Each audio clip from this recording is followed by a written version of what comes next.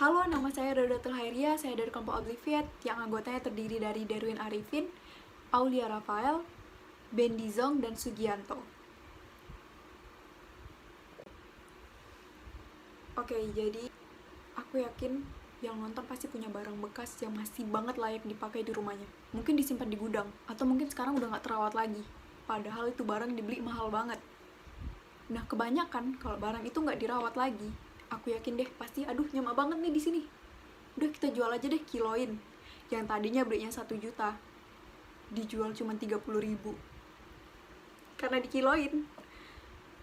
Atau bahkan ada yang kayak gini nih, udah deh kasih tetangga aja, dia lebih butuh daripada ribet kan di rumah, berserak banget lagi tuh gudang. Ya kalau di rumahnya ada gudang, kalau enggak, di satu sisi lagi ada juga nih pasti yang aduh udah deh nggak usah beli, udah deh kita nggak usah beli, kita nyewa aja. Pertama, dia nggak mau ribet, dia nggak mau rumahnya berserak, dan cenderung barang itu cuma dipakai sebentar. Ya kayak contohnya nih, baby roller bayi, kita tahu dong kalau anak kecil tuh bakal tumbuh besar dalam kurun waktu beberapa bulan. Nah paling dia cuma pakai baby roller itu sekitar 3-4 bulan doang, habis itu dia pandai jalan. Dan lagi misalnya nih kita lagi pergi mudik, males banget kan ya bawa barang berat-berat, udahlah mending gue sewa aja, cuma sebentar juga kok di sini.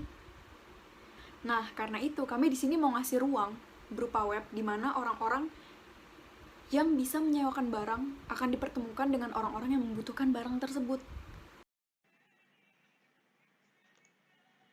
Baiklah, sekarang saya akan menjelaskan mengenai validasi ide bisnis.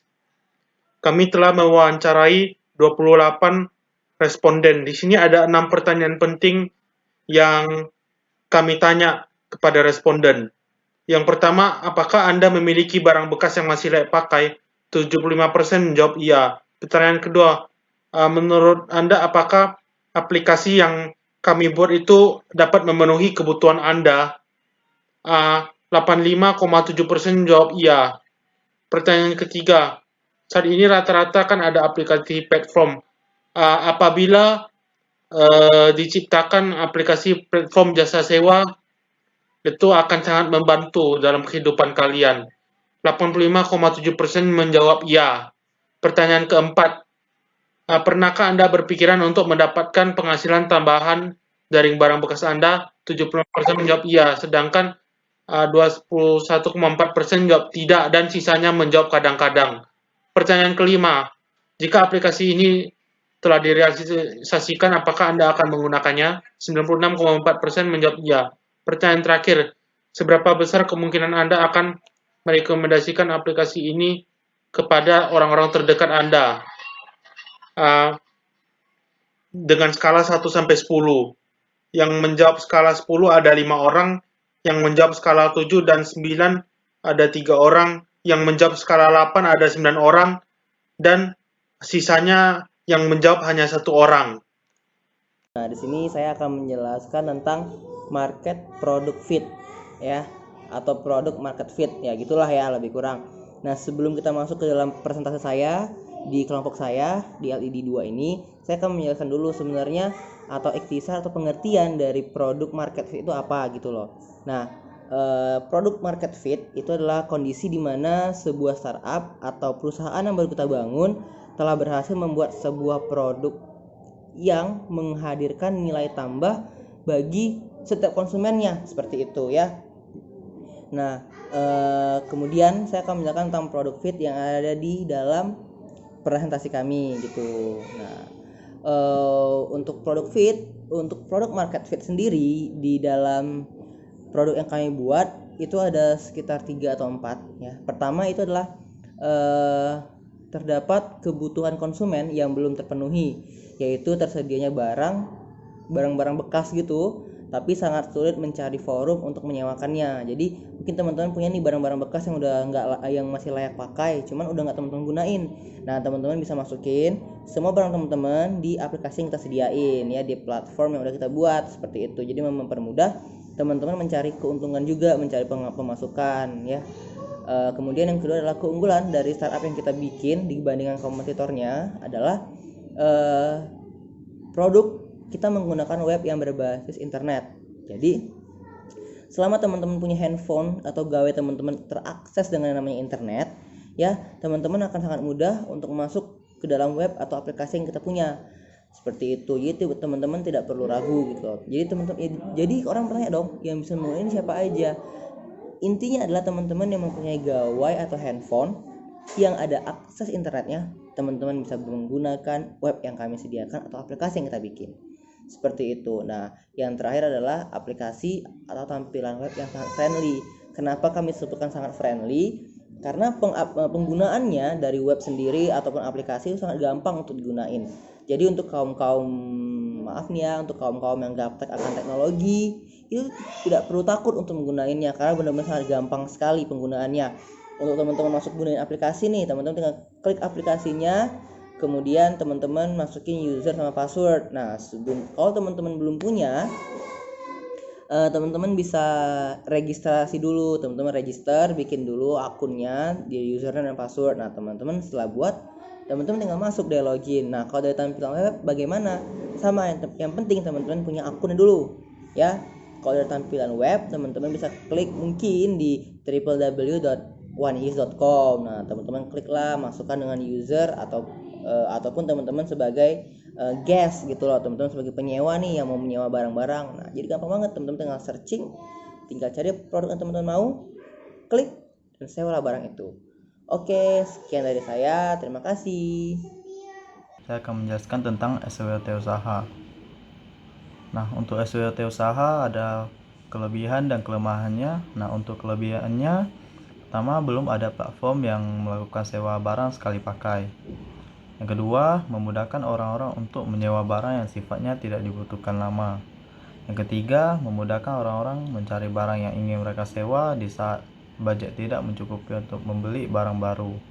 Untuk kelemahannya, sewa barang sangat riskan, harus ada perjanjian agar tidak merugikan antara dua belah pihak. Contohnya barang hilang, barang rusak saat dipakai dan lain sebagainya. Kedua, kemungkinan web bisa terjadi ngebug. Yang ketiga, karena belum ada platform yang seperti ini, kemungkinan akan sulit mencari pengguna. Nah, di sini ada peluang dan ancaman. Untuk peluang, pertama, karena belum ada platform yang sama, maka peluang untuk menarik pengguna akan banyak. Yang kedua, banyak orang yang membutuhkan barang sekali pakai di saat-saat tertentu, misalnya baju kebaya saat wisuda, baby walker untuk ibu-ibu yang memiliki bayi namun tidak mau banyak bawa barang dan lain-lain. Yang ketiga, banyak pula yang mengatakan memiliki barang bekas yang tidak digunakan namun masih layak pakai. Untuk ancaman, pertama, peniru platform namun dengan desain yang lebih menarik. Itu adalah untuk SWT usaha. Sekian dari saya, terima kasih. Saya ingin menjelaskan bagian bisnis model Canvas. Bisnis model Canvas terdiri dari 9 blok. Pertama adalah key partner, key active, value position, customer relationship, customer segment, key resource, channel, reference stream, cost. Itu adalah 9 bloknya. Oke, yang pertama akan saya jelaskan adalah customer segment. Customer segment itu sepertinya target customer kami. Target kami cenderung untuk menyewa alat kebutuhan sehari-hari ketika mudik keluar kota. Itu kepada orang yang ingin mudik dan keluar kota. Kedua, menyediakan berbagai jenis barang yang mau disewakan, terutama peralatan bayi dan kebaya. Berarti lebih fokusnya ke ibu rumah tangga. Ketiga, pelanggan dapat menyewakan barang bekas yang masih layak dipakai.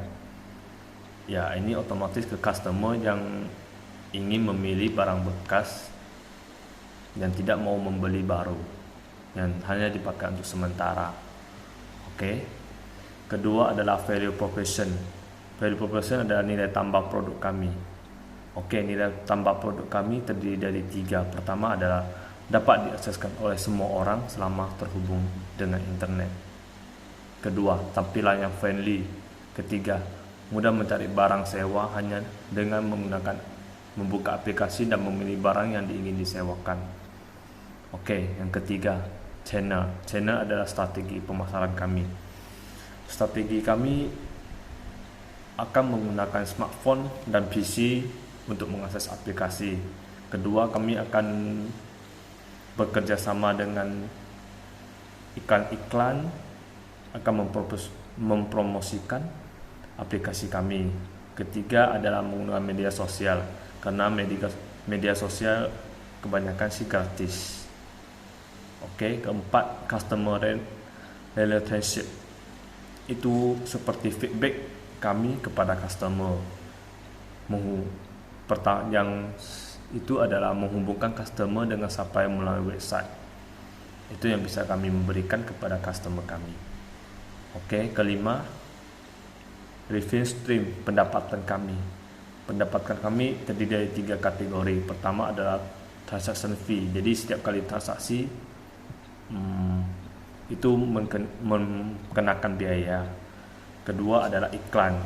Jika dari produk lain yang ingin promosikan aplikasi maupun toko mereka, bisa di aplikasi kami.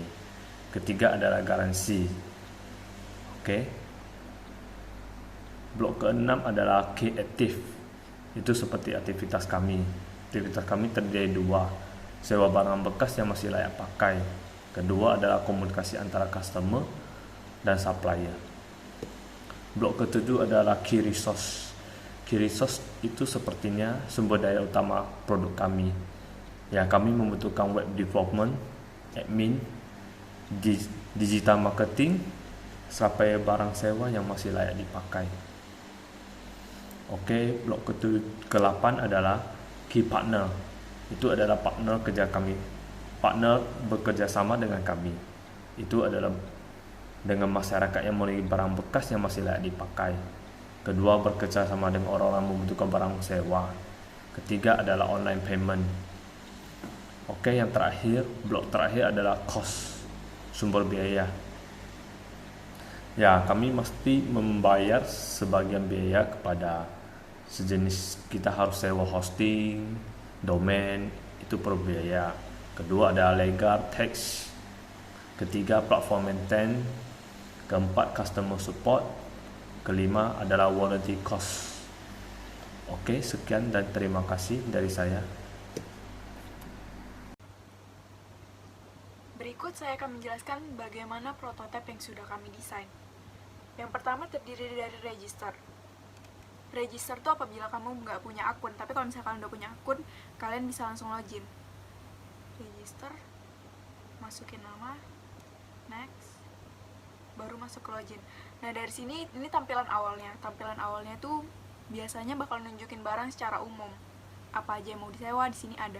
Nah, kalau misalnya kalian mau nyari barang, kalian tinggal ketik di cari sesuatu ini. Lalu ketik barang yang mau kalian cari. Nah, di sini saya sih kasih contohnya baby walker. Baby walker ini kalian bisa pilih yang ini. Nah, dari sini tertera dari deskripsinya, ada harganya, harga seharinya disewa berapa, harga per minggunya disewa berapa, terus rentan usianya juga ada. Pokoknya deskripsi secara umum. Lalu di sini juga ada tulis pesan. Tulis pesan ini yang nantinya bakal ngubungin kalian langsung ke customer itu. Terus di sini ada tanggal dipinjamnya barang. Nah, kalian di sini bisa milih dari tanggal berapa sih kalian mau minjam. Terus di sini juga ada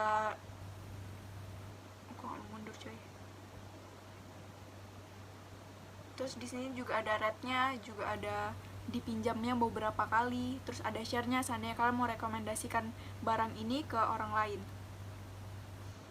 Terus di sini juga ada informasi vendor. Informasi vendor ini kita bisa klik di titik 3 atas ini.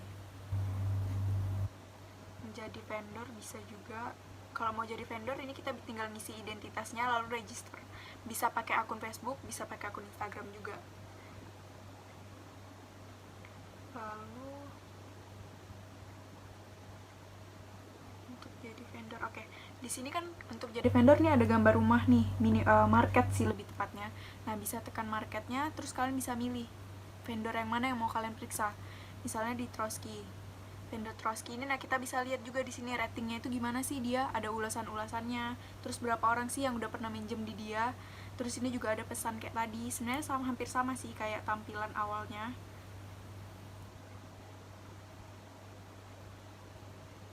Terus balik lagi ke market. Lalu tadi kalau kalian tekan di titik 3, di sana juga ada FAQ-nya tentang non-use, syarat ketentuan hukum. Jadi semuanya bakal tertera di sana kalau misalnya ini memang benar-benar aplikasinya direalisasikan menjadi web. Oke, jadi sekian dari kelompok Obliviate. One News mau pinjam apa?